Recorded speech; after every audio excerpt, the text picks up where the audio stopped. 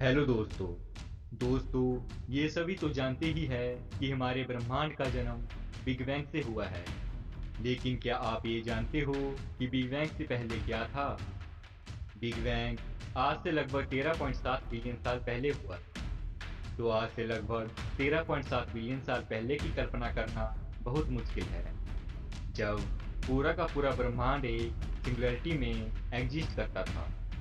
Big bang की theory के अनुसार हमारे ब्रह्मांड का जन्म और सब कुछ जो अंतरिक्ष में है, वो सब कुछ सब एटॉमिक पार्टिकल से भी ज़्यादा छोटे रूप में मौजूद था।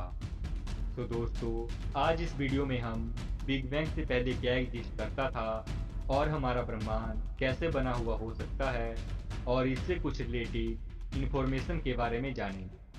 तो दोस्तों, मेरा नाम है शुभम और आपका मेरे यूट्यूब चैनल यूनिक स्पॉट पे वेलकम है।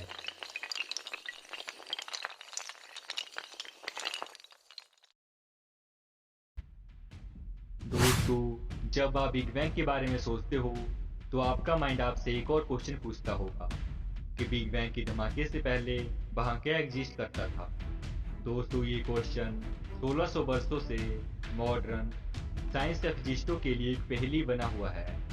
चौथी सदी के धर्मशास्त्री सेंट ऑगस्टिन ने इस क्वेश्चन को लेकर बहुत ज़्यादा और भी क्वेश्चन कि भगवान ने सृष्टि का निर्माण किया तो उससे पहले क्या था। तो लास्ट में वो इस कंक्लूजन में पहुंचे कि बाइबल के एक वाक्यांश में इन द बिगिनिंग मतलब शुरुआत में का अर्थ है कि भगवान ने पहले कुछ भी नहीं बनाया था। और इसके अलावा अगस्टिन ने यह भी तर्क दिया कि दुनिया एक सर्टेन टाइम में नहीं बनाई गई थी, लेकिन टाइम और यूनिवर्स दोनों एक साथ बनाए गए थे। फिर 20वीं सेंचुरी में एल्बर्ट आइंस्टाइन भी अपनी थ्योरी ऑफ रिलेटिविटी के सिद्धांत से सिमिलर कंक्लूजन पे ही पहुंचे। उनके अनुसार ये माने कि टाइम पे मास का इफेक्ट पड़ता है, तो एक प्लेनेट पे टाइम और उसके मास पे ही डिपेंड करेगा। मतलब कि अगर कोई व्यक्ति स्पेस में जाएगा तो उसके लिए टाइम थोड़ा स्लो हो जाएगा, लेकिन ये टाइम नोटिस में आने के लिए बहुत ही ज़्यादा स्लो होगा। आइंस्टाइन के काम के आधार पर बेल्जियम की कॉस्मोलॉजिस्ट जॉर्जी लेमिट्रे ने साल 1927 में एक पेपर प्रकाशित किया। यूनिवर्स सिंगुलरिटी के रूप में शुरू हुआ था, फिर बिग बैंग से यूनिवर्स की एक्सपेंशन होने लगी। आइंस्टाइन की मृत्यु के बाद भी क्वांटम फिजिक्स से बिग बैंग से पहले क्या था इस पर बहस होती रही, लेकिन बेनतीजा ही रही। दोस्तों, इसमें एक और क्वेश्चन आता है कि अगर क्या होगा यदि हमारा यूनिवर्स किसी दूसरे यूनिवर्स में पैदा हुआ हो। कुछ एस्ट्रोफिजिस्ट का अनुमान है कि ये स्टोरी CMB मतलब कॉस्मिक माइक्रोवेव बैकग्राउंड में लिखी गई है, जिसके अनुसार खगोलविदों ने पहली बार 1965 में CMB को ऑब्जर्व किया था, जिससे लगभग बिग बैंग की थ्योरी क्वेश्चनिंग के अंदर आ गई थी। इस CMB थ्योरी के अनुसार जब ब्रह्मांड एग्जिस्टेंस में आया तो उसमें बहुत ही ज़्यादा तेज़ी से अपना विस्तार किया। CMB ने टेम्परेचर और डेंसिटी को भी अच्छे से फ्लक्चुएट किया गया, लेकिन ये फ्लक्चुएशन यूनिफॉर्म होनी चाहिए। लेकिन ऐसा नहीं है। यूनिवर्स की मैपिंग से पता चलता है कि कुछ क्षेत्रों में ज़्यादा तो कम फ्लक्चुएशन है।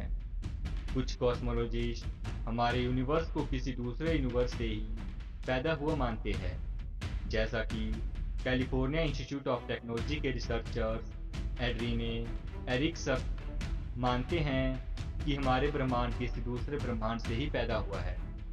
कुछ और भी ऐसे मॉडल हैं, जैसे कि अगर आप ब्लैक होल को एक कॉस्मिक ट्रेस कॉम्पैक्टर के रूप में सोचो तो वो भी प्रिमोर्डियल कॉम्प्रेशन हो सकते हैं।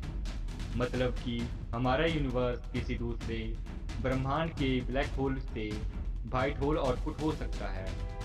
ये वाइट होल ब्लैक होल से बिल्कुल अलग कार्य करते हैं। कुछ वैज्ञानिक मानते हैं कि हमारा ब्रह्मांड ब्लैक होल के अंदर पैदा हुआ है, और हमारे ब्रह्मांड के हर एक ब्लैक होल में अलग अलग ब्रह्मांड हो सकते हैं।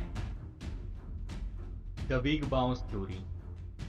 बहुत पहले इंडिया के रिलीजियस फिलोसफर ने ये बताया था कि यूनिवर्स सृष्टि और विनाश के एक अंतहीन चक्र से गुजरती है, जिसमें हम अपने चारों ओर दिखाई देने वाली कॉम्प्लेक्स रियलिटी से अनडिफरेंशिएटेड मास तक विकसित होते हैं, जो अपने आप को नष्ट व अपने आप को खुद से नए सिरे से शुरू कर सकती है।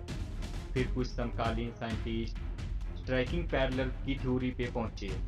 उनका मानना है कि बिग बैंग की बजाय ब्रह्मांड एक चक्र में फैलता और सिकुड़ता है। बिग बाउंस थ्योरी में सभी साइकिल मतलब चक्र में ब्रह्मांड एक सर्टेन बिंदु से शुरू होता है और वो धीरे धीरे अपना विस्तार करता जाता है। फिर एक सर्टेन पॉइंट पे पहुंचकर ब्रह्मांड फिर से सिकुड़ना शुरू कर देता है और वो तब तक सिकुड़ता जाता है जब तक वो फिर से एक बिंदु ना बन जाए। फिर ऐसे ही ब्रह्मांड का अगला साइकिल शुरू हो जाता है और ब्रह्मांड के ये साइकिल अपने आप को हर घर बरसों में दोहराते रहते हैं। लेकिन चाहे हमारा ब्रह्मांड बिग बैंग या फिर बिग बाउंस के रूप में शुरू हुआ हो, लेकिन अभी भी हम इस बात का क्वेश्चन नहीं जानते कि ब्रह्मांड से पहले क्या एग्जिस्ट करता था। हो सकता है कुछ भी नहीं, या फिर कोई और दूसरे ब्रह्मांड पहले से ही मौजूद हो। ऐसा भी हो सकता है कि एक बहुत बड़ा समुद्र हो और हमारा ब्रह्मांड उस समुद्र की एक बूंद हो। तो दोस्तों, ये थी आज की वीडियो। तो दोस्तों, वीडियो पे लाइक शेयर कमेंट जरूर करें और जिसने अभी तक चैनल को सब्सक्राइब नहीं किया है वो जरूर से सब्सक्राइब कर ले और साथ में बेल आइकन को भी ऑन कर ले। हम ऐसे ही इंटरेस्टिंग वीडियोस आपके लिए बनाते रहेंगे।